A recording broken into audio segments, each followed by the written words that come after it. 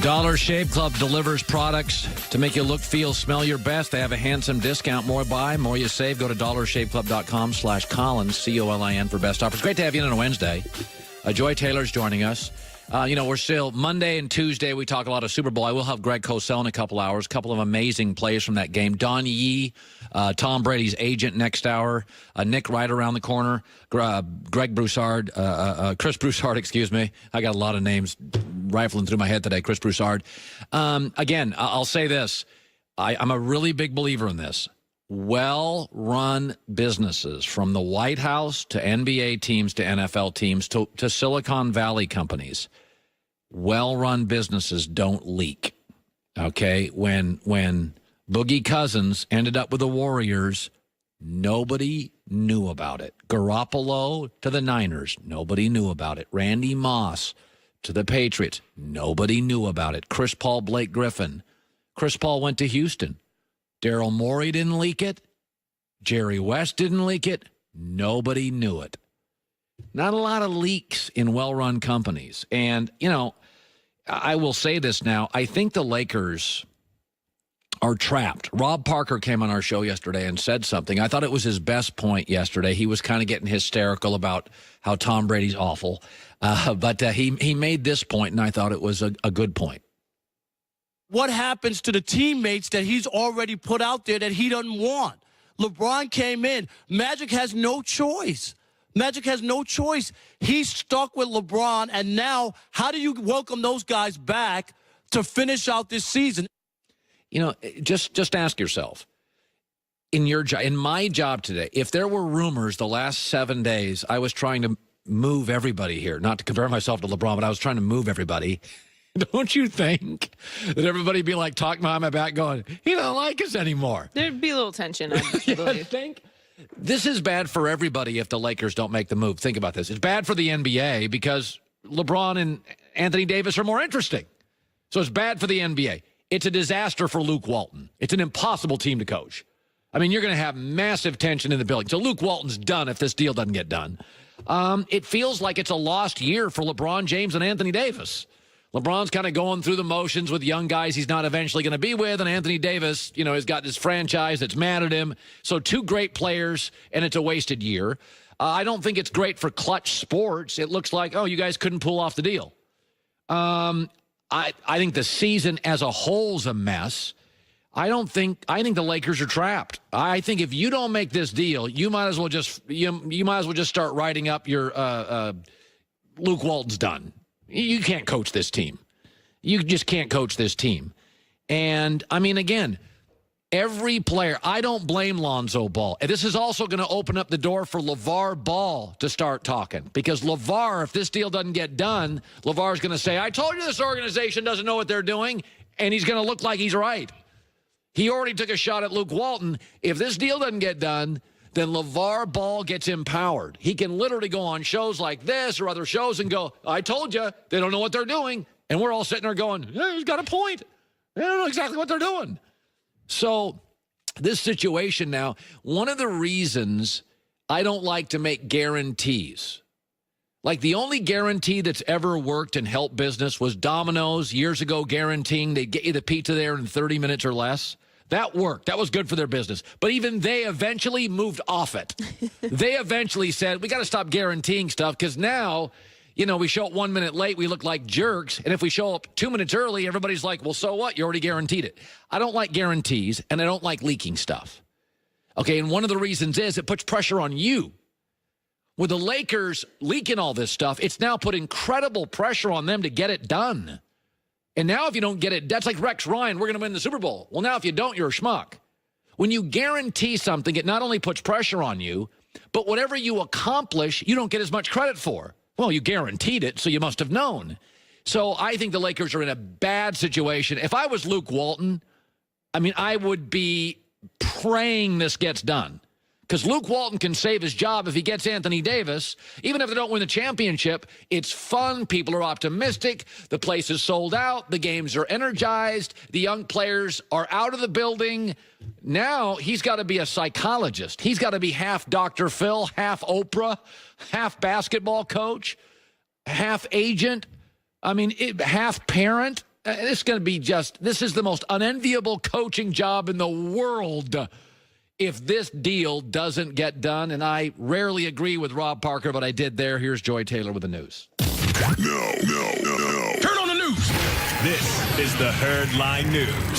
So the Nick Foles era is one step closer to ending in Philadelphia. The Eagles notified Foles they would be picking up his option of his $20 million contract for next season. And Adam Schefter reported that Foles would be opting out of the deal. Foles opting out of his $20 million deal leaves the Eagles with two options, letting Foles walk into free agency or placing the franchise tag on him. And as things stand, the Eagles using the franchise tag seems unlikely. It's the only way they can ensure they get something back. Well, it seems the most likely, actually, because it's the only way they could ensure they get something back for Foles. Yeah, listen, let him go. Pigs get fed, hogs get slaughtered. Nick Foles, for a year and a half, has been the world's greatest backup quarterback.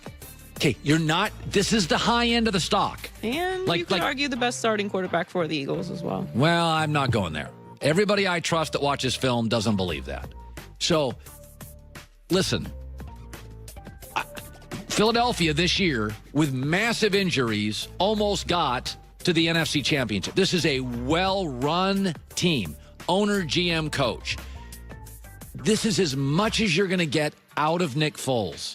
Let us sucker Jacksonville overpay for him. This league is built on the smart teams manipulating the dumb teams and the desperate teams.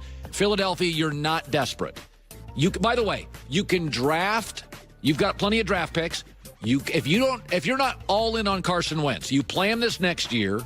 Not like anybody's going to get fired. Philadelphia is so well run, they'll be fine. And then you just draft a quarterback every year if you have some concerns about Carson Wentz. But you don't pay Nick Foles $20 million. I don't know. If you franchise him, it's to trade him. That part I get. That part is to trade him. But I feel like Carson Wentz's injuries make me so nervous, though. Well, I'm nervous every day. But I'm nervous every day. Yeah, I mean, life's about nerves. I mean, there's a lot of things I'm nervous about. This is just one of these classic sell high. You bought him low, sell him high. I know that the Dolphins are probably trying to look to grow in the draft, but I would take Foles in Miami.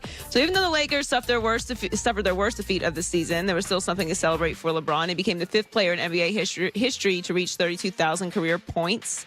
LeBron was proud of his strive for greatness and posted on Instagram with the caption, "Still can't believe when I'm listed with any of the greatest of greats to ever play this beautiful game. The man above, thank you so much for picking me up and out of where I came from, making me see my path out of it and taking full advantage of it. This is crazy to me. Don't even have anything else to say because so much is going through my mind right now. Guess all I can say is thank you, basketball." That's nice. Hashtag strive for greatness. Hashtag nice. James Gang. That's very nice. The kid from Akron. A little bit of a humble brag, but that's okay. Well, you know, it's okay. It's a great accomplishment. It's just kind of unfortunate that it happened on the worst night of the worst loss of your career and it's trade drama and all of that. But it is a huge accomplishment. And finally, LeBron has proclaimed himself the greatest of all time for defeating the Warriors in 2016, the team that won 73 games. But Kevin Durant thought that beating LeBron in the 2017 finals would put him in the conversation to overtake LeBron. According to Ethan Strauss of The Athletic, teammates said that Durant believed his besting of LeBron in 2017 finals would get him hailed as the game's top player, a mantle he's craved for some time. Durant was superior defensively and hit the series' biggest shot right in the Kings' face.